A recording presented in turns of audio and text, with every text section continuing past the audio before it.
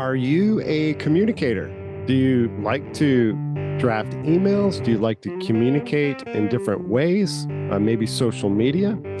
Then this podcast is for you and how you can get started in IT in communication.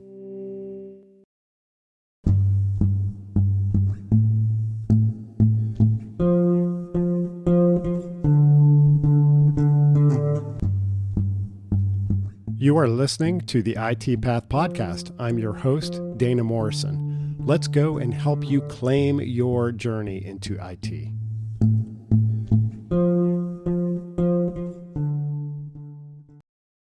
Welcome back to the IT Path Podcast. My name is Dana Morrison. I am your guide here. You are the you are the Hans, no, not the Han Solo. You are the Luke Skywalker.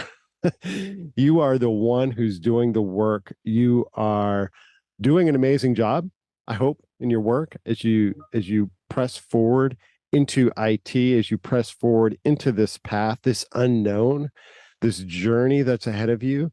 And like Luke Skywalker, you've got questions, and hopefully I will have some answers for you.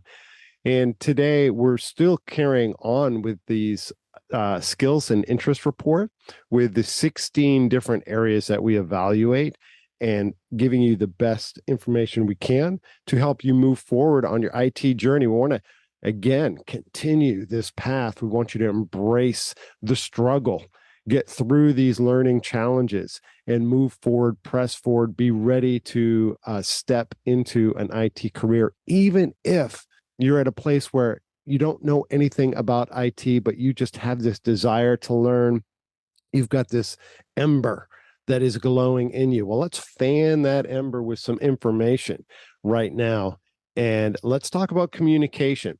So if you haven't done so, you really need to take the IT skills and interest report. That is available at itpath.net, and you can fill out the 16 points. You'll see it on the homepage, and you can get the free report. It'll pop up in your email. You click a link, and you fill it out. It's all on one page.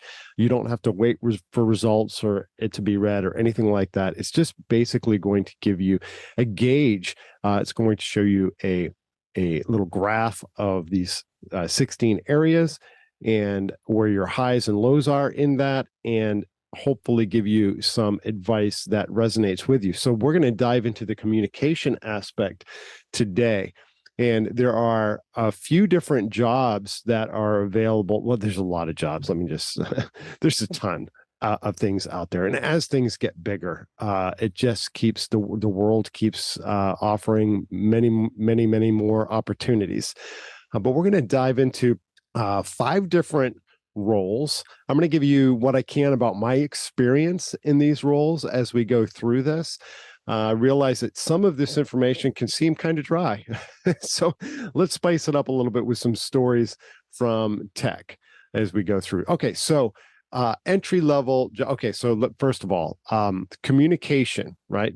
Communication skills involve effectively conveying and exchanging information with others. Communication, first of all, let's make sure that we're not thinking about communication as a one-way street. There is a give and take with communication. I am giving somebody something that they might ingest, and that is like a one-way street. But there's communication that is, I'm giving somebody something, I'm waiting for a response, and I'm adjusting my response to this new information now that I have from this person. And one way that you can really see that come to fruition in the IT field is one of the very most basic roles that we have in tech, that we have in IT, and that is a tech support role. Now, before you just shut down and say, oh, forget this, I'm pausing now, I'm going to leave this podcast, I'm going to get out of here. Working in tech support can be super challenging, man. I could tell you story after story of various things people have told me in tech support. Actually, I will. I remember my first gig at a school in Maine. And if you've listened to the old podcast, the earlier podcast, old podcast, we're only on episode 19. If you go back to some of the earlier podcasts, you'll remember some stories that I've told there about working in tech and everything that I had to do with like wiring and being tech support help desk and the server person and everything. I mean, it all fell under one roof when I was starting in IT, and it did for almost everybody who was working in tech and school systems. And across the state of Maine, really across the nation, we have schools that were just getting hooked up to high speed internet. And I mean, like, you don't understand like internet speed. If you're let's say uh younger than 40, probably through your entire time in school, you had access to high speed. In my first year, it in tech in school system, we had what was called a 56K frame relay. This is like the dial-up, all the hiss sounds and all of that, like that kind of like dial-up. Well, we weren't much faster than that. The only difference was I think frame relay allowed us to exchange information 56 kilobits each direction. I think it was what is it? Asynchronous no, ace anyway, I always get them I always get them confused, but it allowed the exchange of information both ways at the same time, I believe. So it was almost like 56K modem times two. But it was slow, like loading web page. But we're talking about the early days. There wasn't really, I mean, there was websites with pictures and all that stuff on it, but yeah, anyway, so it was just slow. Let's just put it that way. If you remember dial-up modems, you know what I'm talking about. So tech support, though, we tend to like shut down on tech support. We say, well, I want to get into IT, but really, I don't want to work in a help desk. And I would encourage you not to take that perspective. I learned so much from working in a help desk. It was invaluable experience. And because I got to learn that boots on the ground in the trenches doing the work of a tech support specialist, because I had that opportunity, I can relate to people that work in tech support. I can have empathy for my colleague, coworker, Chris, who is he's running help desk at a company I work at right now, and who was also on an interview previously. So Chris is the support guy, and I can empathize with his position because I worked in that for so long, and it is hard. There's no question. It is hard. You will be stretched. However, you will learn so much about so much. It will blow your mind. Chris gets to work on switches. He gets to work on the firewall. He gets to be hands-on in the rack. And I know that might be not typical for every IT support position that's out there, but he gets to be social with people, and that is where Chris really shines. He is a communication guy on steroids. It's like he's not really taking steroids, but he is a communications guy all the way around. That's how God built him. He's a communicator. So tech support specialist, let's talk about this role. Let me give you a story. Maybe I got a couple funny stories here. Technical support specialists provide assistance and guidance to end users. You guys know that. Helping them troubleshoot and resolve technical issues. People with strong communication skill excel in this role as they can effectively communicate technical concepts to non-technical individuals and provide clear instruction to solve problems. That is it. Clear instruction. You've got to be able to get the solution in front of them. A lot of times, help them, handhold them through the problems. I remember in tech support. This is just kind of a funny side bit. When I was in tech support, I had gone down to the superintendent's building this one day. This is at that first school I was at. I went down to the superintendent's building, and when I went down there, I was stopped by one of the ladies in the office. And she said that a previous guy who'd been at this school, his name was Mike. He used to do some tech support for them. And this was, like I said, the first job I'd worked in. This local Mike had kind of helped get everything wired in the building and helped do some things and all of that. So at the superintendent's office, this person, Mike, this superintendent's office was located downhill from the K-12 school building. This person, Mike, told them in the office that the reason the internet was slow is that the data had to travel uphill. And when I heard this, I had just, I don't know if he was giving them the business. I've got no idea. I had no idea, what the context was, and he was just feeding them a line down in the office. But that's what they had believed for a long time down there. So I was tasked with trying to figure out why this was happening, why the internet was so slow in this one building. Turned out to be a network issue. But the school of hard knocks, man, you got to learn with whatever the task is. You got to figure it out. You're expected to be the person that knows everything. You don't know everything. Thankfully, we have Google now. But back when I started, we just had Yahoo, and Yahoo was a terrible search engine. We thought it was great then, but in perspective to what we have today, and especially with AI, oh my goodness. So it turns out the reason that their internet was slow down in this building was that nobody actually checked the specs for the distance of a Cat5 cable run, an Ethernet, like the Ethernet cable, like that plugs in from your modem at your house to the box where your internet comes into your house, right? Your router to your firewall, or your router to your wireless. Nobody checked that. Without knowing the specs, somebody might say, oh, yeah, we can run an Ethernet wire between this building and that building. And it's underground, it's in a pipe. We can run this from there to there. Oh, that's not a problem. Oh, yeah, piece of cake. We can just do it. However, Cat5 has a distance limitation of 328 feet. Nobody actually ran the math. When I measured it out, my conservative estimate was something like 350 feet. And then, it comes into the building, and then it's got to run to a location for it to go into a switch and all of that. The problem was not data was traveling uphill. The problem was when the installation happened, nobody cared to check the specs to find out if this was actually going to work or not.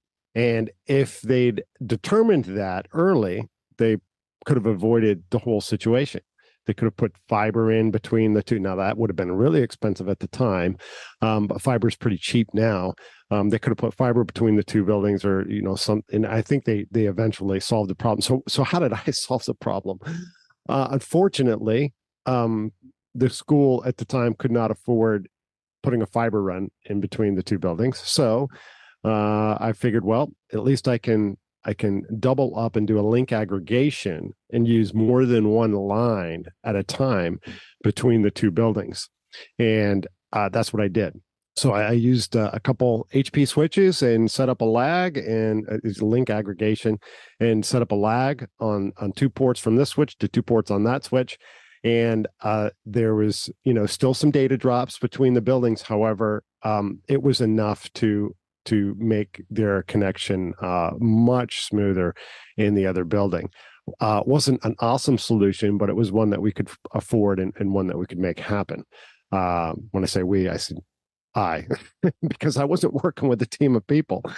But tech support, being tech support and having to do some research and figure this stuff out, that is what it took to get this done.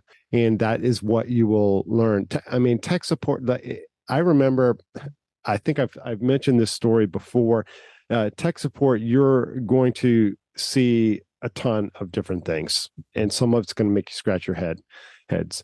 I remember a time that somebody knocked on my office door and said my computer's running slow. Actually, what the person said was, I can't get into my email. I'm not getting any new email messages. So when I went up and looked at her computer, and it wasn't turned on, and so we turned it on. And after she logged in, there was 1,250 icons on the desktop that were these shortcuts to PDF files. And I was like, oh my goodness. The desktop was covered with icons. You couldn't even see, you couldn't make out if there was a background image, what that background image was on the desktop. It was just completely covered. This was a Mac. It was back in the early days of the iBook G3. And I was like, oh my goodness, this is crazy. So the computer was pretty much unusable. Like moving around on the desktop, you couldn't do anything on the desktop. So I navigated to Finder, created a new folder, and was able to browse into it through the Finder and take all those files and drop them into a new folder. And then I'm kind of like, brush your hands together, all right, I'm done, and walk away. But then, like, just 5 minutes later, I get this knock on the door. It's the same teacher. And she says, I'm still not getting any new email messages. Like, oh my goodness. Okay. So I'm walking back up to her room and I'm like, what's probably going on here? Just kind of running through scenarios in my head. I get up there and I look at her computer and I was able to pull up the email system that we used. It was called something like First Class at the time. So I pulled that up and there was 13,000 unread emails. Now, remember the 1,250 icons? Well, what would happen if you had set up your default location to be your desktop for your downloads? You guessed it. Almost every one of these emails, 13,000 of them, had a PDF attachment. So if you click the PDF attachment, it would save it. Where would it save it? To the desktop. That's where the 1,250 icons came from. And as a matter of fact, when I was looking at the names of some of these emails and these attachments, I was like, oh my goodness. And it was making that connection between one problem and another. So I started to inquire, like, how do we actually solve the root cause of this problem? This is where the communication aspect of all of this comes down. One side, you have communication, which was really poor, which was with a group of office people that said, oh, your problem is because data travels slow uphill, and basically brushed it off and walked away, which was not true. The problem was the wire was not the right length, or the distance between the two buildings was too great for a reliable Cat 5 connection. So with this one, now I had to engage more. It wasn't just me walking in and solving a problem and walking away. I actually had to engage the habit of the person, the habit of the person who's opening up these emails. What are you using these attachments for? Well, we print these out. This is part of some book license, and then we read these stories to the students. Okay. How often do you use this? Well, I like to get the files, but I actually don't use it very often. Like, okay.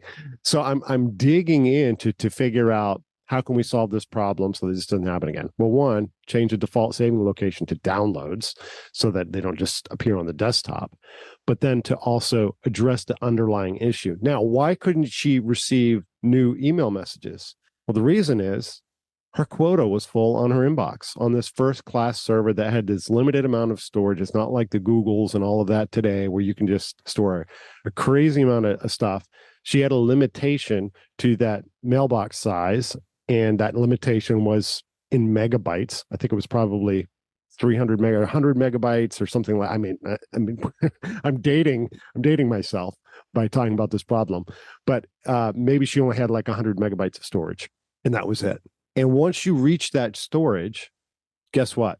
If somebody emailed it, the email to that account, the person sending the email would get something like, this account mailbox is full, and there'd be some error message.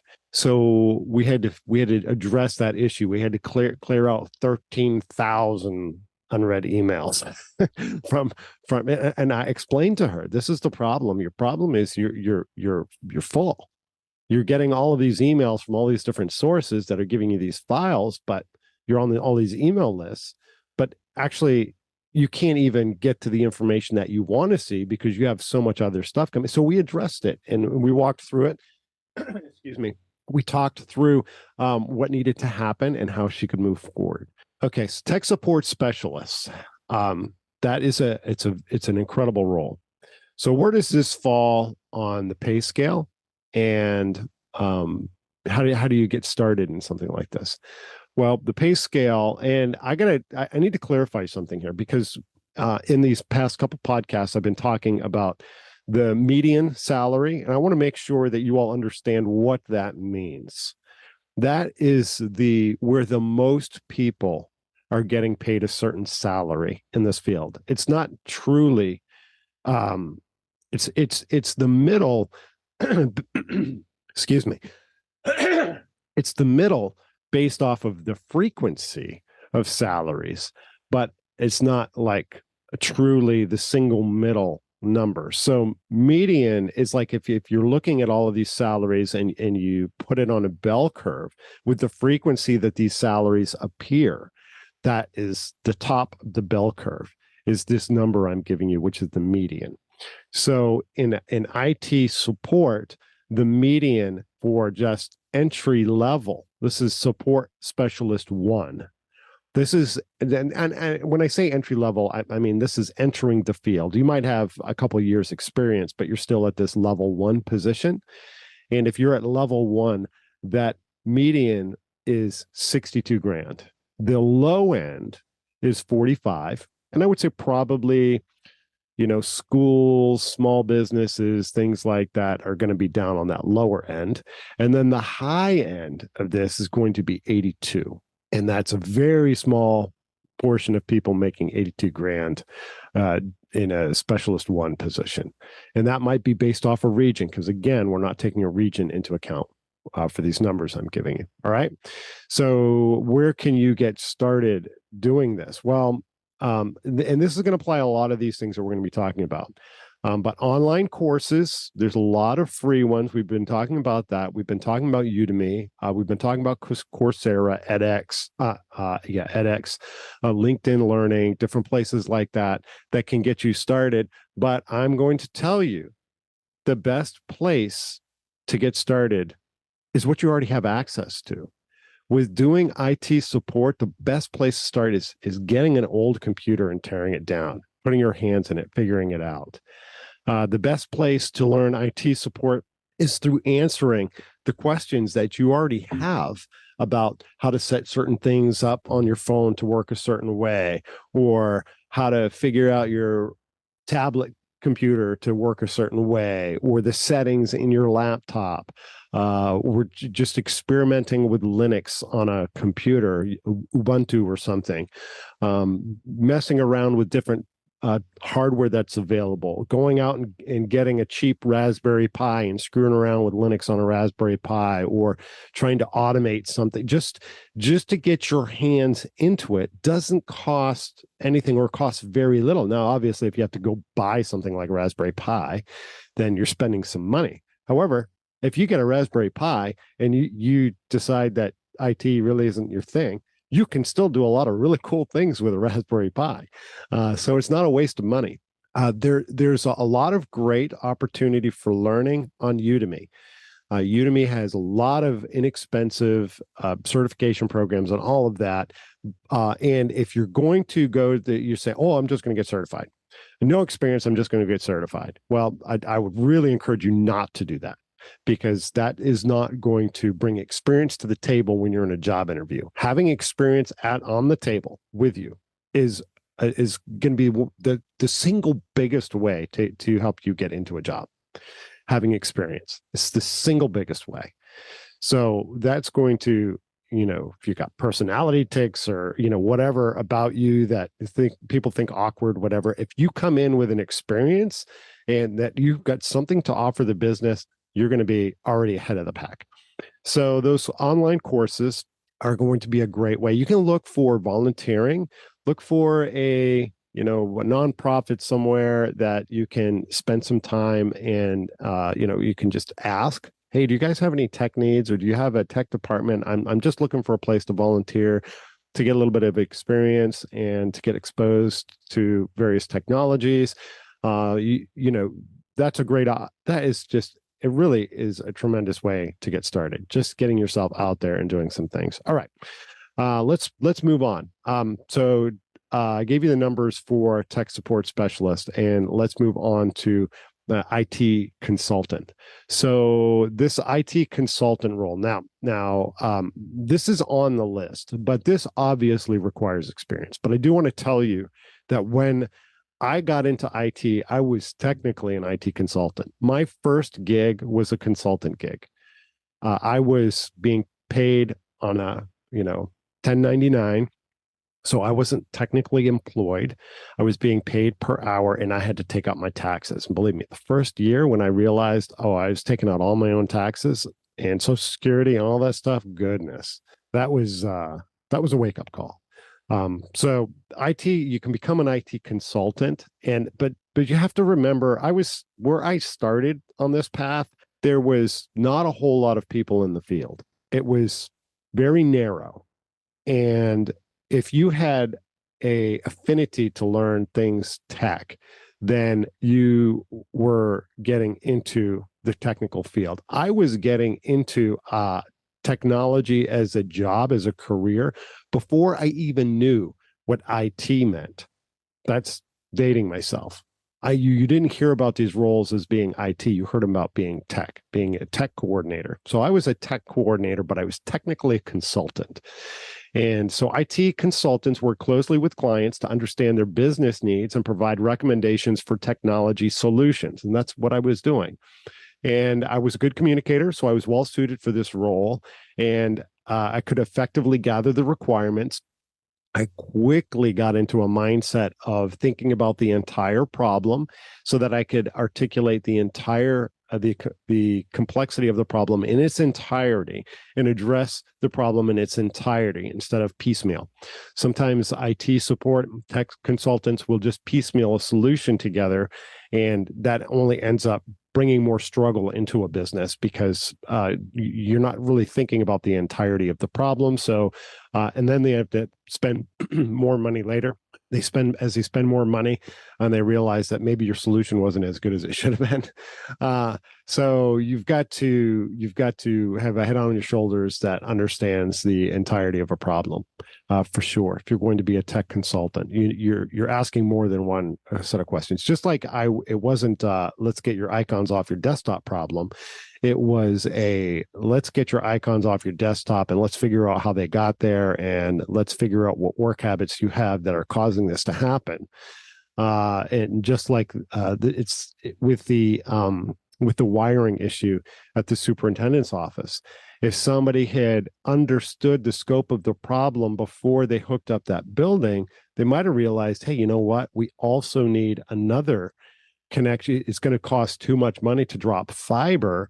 So let's get another internet connection, ISP connection at this second building that would maybe be a less expensive than, at least for the first year, than dropping fiber between that and the switches and everything that would have been required for them to do that job correctly in the first place. All right. So IT consultants now, as you think about consultants, there's a huge pay range. And that is a lot of that is going to be because you are the business. You are the one who has to, you're making money not only in your hourly time, you're probably also making money by upselling goods, right? So goods and services. You might even be upselling, upselling is not the right word. It's charging a extra, basically, commission over something. So hardware and software, you might be purchasing that and selling it at a little bit higher rate in order to, pad your wallet a little bit that way. But also, if you do not have a skill, then you can bring in another party to perform something. Well, so let's say a building is getting wide. Let's say somebody calls you up and they say, I've got this brand new building and I'm leasing this building and I want to get jacks set up in all of these offices. I want to have internet connection from in this room. ISP come in, drop is going to be here. I'm going to have a server rack in here. I'm going to do this over here. And as an IT consultant, as a single person, you're very unlikely going to be able to do every one of those things. You're not necessarily going to have the skill set to run wire, to test those out, to put it in the rack, to install the rack, to installing servers in the rack, to bringing the internet connection and configuring switches to support all of this, configuring a wireless network and running wires to those endpoints. You're probably not going to have every one of those skills. So that's okay. what you're going to do is you're going to shop out somebody to do other pieces of that work. You're going to contact maybe a managed service provider, and you're going to say, I've got this job. I'm looking for this to happen. I want to bring this in.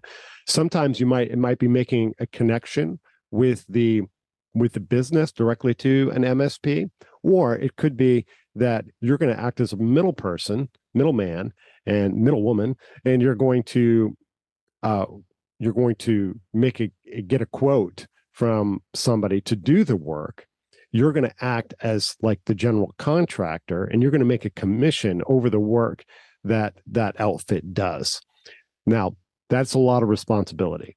It's going to take really clear thinking across the entire scope of the project, because the client is not going to like you keep passing down more and more bills for them to pay when you have to go back and you have to fix a bunch of things. And there will be things you have to fix. It's just you can't avoid that. There's no perfect installation.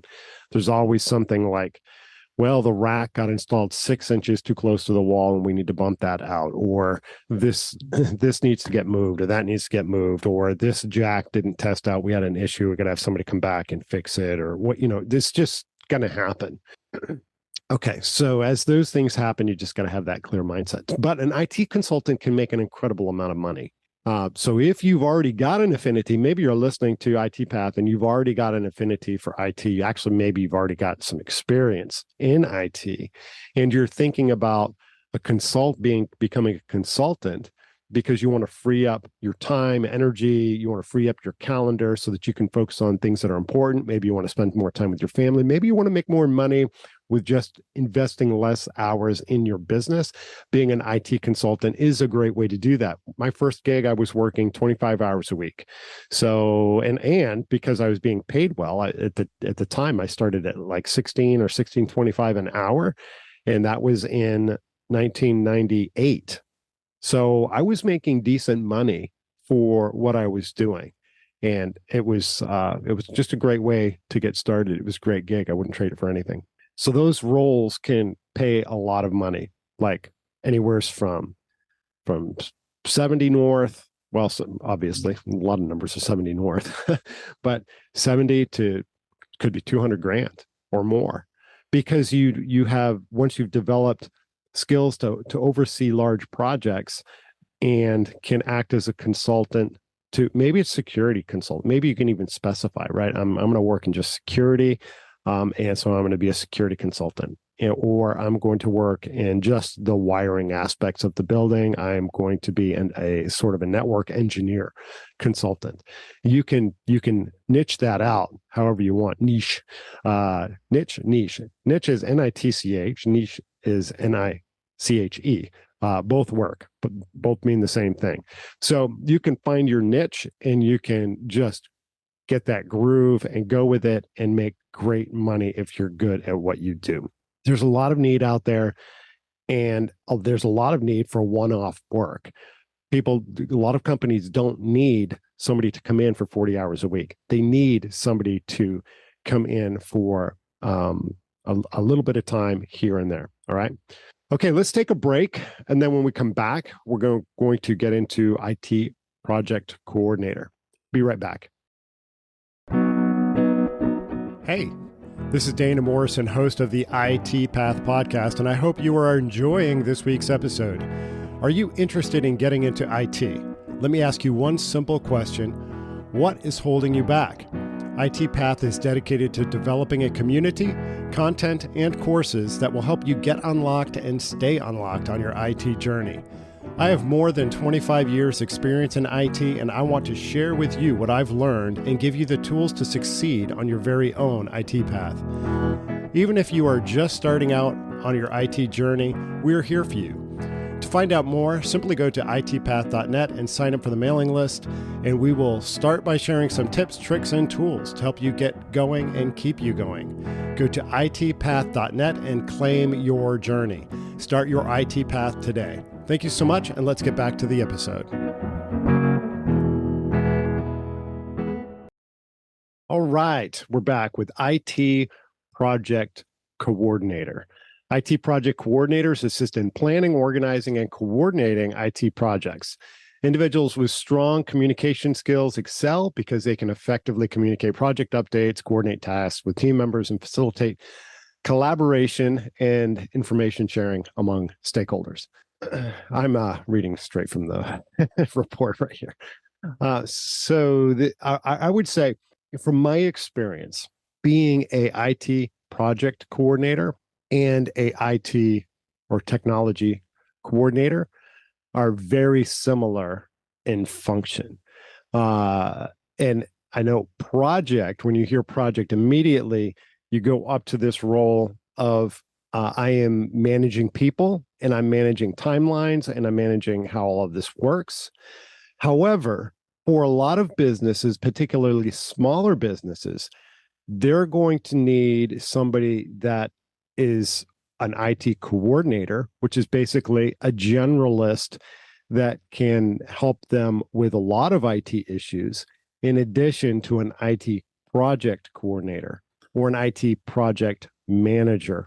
And that's the role that a lot of times you're going to hear this called as being a project manager. So project managers can earn decent money. The median for project managers about 80K. The low end is 63 and the high end is 101.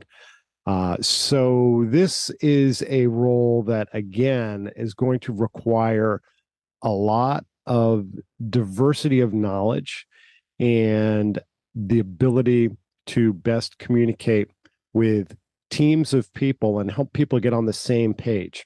Now, in this world, I am going to mention a book. I don't have a copy. I just checked in my bookshelf. I don't know why. I'm not on camera. You can't see me. So there's a book called Scrum. I think I just have the digital copy now. I think I've given away all my copies. Scrum by Jeff Sutherland. Excellent book. It's about how do you do twice the work in half the time. And if you are able to coordinate people with the proper mindset, then you can get work done very quickly. And I'm able to get with my team right now, just a team of 3, but we're able to get an incredible amount of work done because my counterparts know exactly what they're working on. There's no confusion. There's no confusion about the focus of what they have for the day. And we meet every morning. As a matter of fact, I just met with them, this morning and did a scrum call with them to talk about where they're at with their projects and how they're moving along, what stands in the way, what can I move out of the way. So that is a great book, the book on Scrum by Jeff Sutherland. If you get the book, you'll have to know there's just a lot of fluff at the beginning of the book, and you literally could get by with reading the appendix. That's where the meat and bones is. That's my opinion. The book does lay out a lot of great stories there. Okay, so IT project coordinator and IT coordinator, they are very, those are two that are going to very much complement each other. Now, I told you my first role in IT was an IT coordinator, a technology coordinator is actually what they called my position. However, it was my responsibility in that position. If there were technical things that had to be done by outsiders, it didn't fall under my manager, which is basically the superintendent. It fell under my purview to make sure that the things were getting done properly and to spec. And that happened many times in my experience in being an IT coordinator, IT administrator, IT director, all of that in education. And working in K-12 schools, I had worked in 1, 2, 3, 4, 5, 4 or 5 schools in Maine. Five schools in Maine that I was involved in. And I do want to say, I got to be careful how I say this, because if you work in IT in education, particularly K-12, don't get offended by this statement, right? There are many people that will get into IT that are looking for the easiest path in. So this might resonate with you, because if you're looking for the easiest path into IT, then there are a lot of opportunities in education. The problem is, and I saw this when I was invited to various conferences to join and sit with IT administrators and directors and coordinators and support staff across the state of Maine. I noticed that the quality of this is going to be very offensive. The quality of work that was represented was not the greatest. It was about getting the job done, not getting the job done the best way and the most scalable way. People just didn't have that mindset. They had jobs and they're working in a lot of oppressed communities in the state of Maine. And being in IT in that environment is not the easiest thing. So don't take offense by that. Just realize that if you're going to get into IT, man, do it for the right reasons and because you're really passionate about it, and let that passion drive you to do great things. Okay, again, all of these have to do with the communication aspect.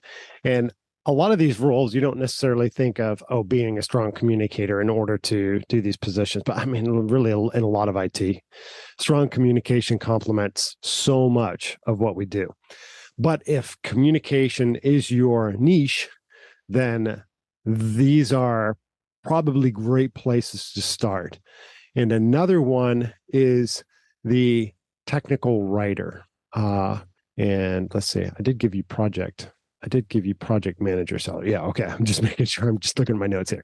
Technical writer creates documentation and instruction materials to communicate technical information to users or developers. So people with excellent communication skills excel because they can cover complex technical topics in a clear and understandable manner. As a matter of fact, I just took a phone call. I had to pause recording and take a phone call. And the phone call was from somebody who wanted a very simple diagram that conveys a lot of our business's complexity. Just a very simple mapping out Visio diagram. And so that's being a technical writer. Diagrams, instructions. This also really complements being in the support role. And that is because most support systems allow you to write out solutions. You can create a document so that anytime somebody says, well, I don't know how to add my email account on my phone. Well, you attach the solution and you give them the solution. And then you put something in the solution that says something like, if this did not work for you, please let us know. And then you just keep that document up to date, and it streamlines, it makes it easy, and it scales the solutions that you're able to provide in a meaningful way to the person that has to receive it. Remember that give and take relationship. A good communicator that's going to go both directions. You're not just giving information, you're listening to people to make sure that information is correct. So when I draw out that Visio diagram of some high-level pieces of a business, I need to listen to my boss and say, okay, what did I miss on here? What can be improved? Is this clear? And then make the adjustments to it as are needed. And a technical writer, let me see, I had this up on my screen. Where did it go? Technical writers, there we go. Technical writer is, the median is 62K. The low end is 49, the high end is 75. So that kind of gives you an idea about that. Now, you can get started with technical writing in a support desk. Like I just said, if you are working in a support desk or you're going to take on a support role, you can make technical writing part of what you do on a regular basis because you're examining the tickets that are coming into your support desk. And you can say, okay, well, how can I make this easier to solve in the future? And then write up some instructions that you can give people. And then it frees up your time. And then you can do more technical writing because you're less in the minutia of trying to help somebody solve a specific problem. You've given them a solution and you're asking them for feedback. And you're also making your communication skills even better. You're listening to people. Now, this last one I'm going to give you. And this one is often misunderstood, this role. Okay. It's a sales role. Some of you are like, oh no, not, I don't want to sell. I don't want to be a salesman, salesperson. And let me give you the ranges on that. That is for just an entry level sales rep one, you're talking about 61K, low end is 43, high end is 79. And let me read what it says here, and then let's just dive into this a little bit. IT sales representatives promote and sell IT products or services to clients. Strong communicators are well suited for this role as they can effectively articulate the features and benefits of IT solutions, understanding the client's needs, and build rapport to drive sales and achieve targets. I did this. I was a sales rep. I didn't actually have an official title as a salesperson. However, in my role as an IT consultant, people would come to me and I would often recommend or purchase for them a computer or a solution, a printer, a network switches, whatever it was, then I'd upsell it to them. So even being in that role of a consultant, I was actually a sales rep. If you're going to be a consultant, you have to have a sales mindset. You can't just say, oh, I just solve problems. I don't have to worry about the sales side. Well, who's going to do that for you? If you're going to do that by yourself, you are your brand. You're going to have to make that work. The thing about the misinterpretation that I was getting to about salespeople, so many times we get into a sales conversation, and this is free. This is free alert. A huge hint, a huge tip that can dramatically increase your sales. When you get into sales conversation, sometimes that salesperson is just rattling off all of these features. Well, this and that, and you need this, and that's because this works like this. And are you ready to buy it? And that perspective, that kind of information, like dumping on the target that you're trying to sell to, the person that you're trying to sell to. If you're talking more than you're listening, first of all, and I've heard it said that if you're talking more than 15% than what you're listening, you're talking way too much. Being a good salesperson is about listening to what their needs are. Now, think about that and put that into the tech support role. If you're listening to the problem, if I originally heard the issue with in its entirety, that one with the icons and the email not working, as a consultant, if I am listening specifically to a business, to exactly what they're trying to achieve, if I'm a project coordinator doing the same thing, or let's say I'm a project manager, if I'm listening to my team, if I'm a technical writer and I'm paying attention to what people need in the documentation, it's all the same thing. It's all a transition. Something is worth something to somebody else, and they're going to pay for it in some respect. Now, I'm not going to get necessarily paid for every single solution I write for a help desk. However, that trade-off, I'm being paid to do that role. I'm being paid to be an IT support person, and at the same time, be able to write solutions up for the users. And when you listen, communication, we often just think, oh, I'm speaking, or I'm moving my hands, or I'm doing something, right? No, listening is being an effective communicator. Maybe you feel like, you know what, I'm really not good at speaking. Therefore, I'm answering on the skills assessment, I'm answering low on communication. I'm not a communicator. Are you a good listener? If you are a good listener, then you should be answering high on communication. And I probably should have that at the beginning of the podcast. Because that is what it all comes down to. If you can listen to people, you can help them solve their problems, if you're really listening to their need. All right, let's dive into all of these different suggested trainings. Some of these I mentioned before. Let me just run through them again.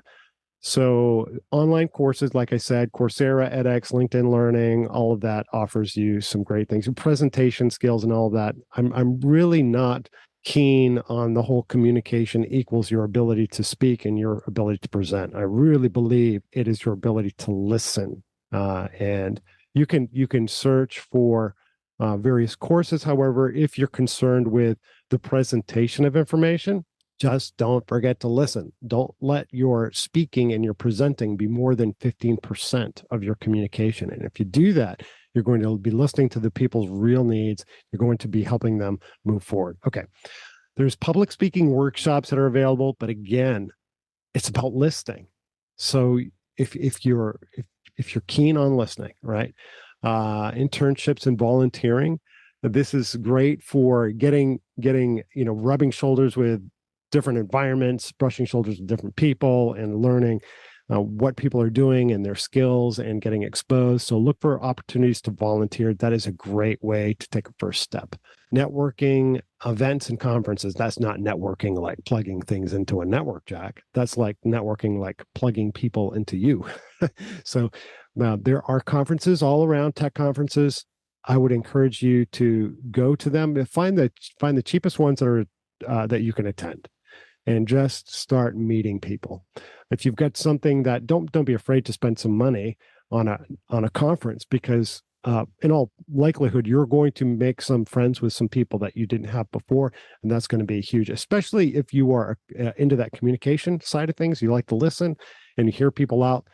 You're definitely going to have opportunity to hear people and listen to the struggles that other people are having, and hopefully that will help you. Okay, so personal development books and podcasts. Like I had mentioned, the book on Scrum is a great book. You're here listening to IT Path podcast, but there's a lot of other IT. There's a lot of other tech podcasts out there that you can search for on tech topics. But if you're looking for things about communicating with people, then probably you should put some marketing on your radar. And it's not necessarily that you're going to apply marketing concepts, but well, yeah, you will apply marketing concepts, but not in the context of marketing per se. You're going to take some of those concepts about listening to what people need and all of that, and you'll be able to apply that into your own purview. All right. So hopefully this helps you with some of the communication aspects. Remember, communication involves the effectively conveying and exchanging information with others. It's a give-take relationship. And as you pursue your IT path and you're interested in communication, don't hesitate to email me, dana@itpath.net. I'd love to hear from you. Get connected to me on LinkedIn. You'll see the LinkedIn in the show notes. And I would love to be able to connect. I'd love to hear your pain as you're going through this process, because getting into tech can feel so daunting and challenging. Yet if you break it down into more simple steps, I'm sure that you can get started like I did. All right. Thank you so much for listening to the IT Path podcast. I hope you have a blessed day. You have been listening to the IT Path podcast. Did you like this episode? Why not subscribe and share it with others? IT Path is dedicated to helping you claim your IT journey. You can find out more at itpath.net.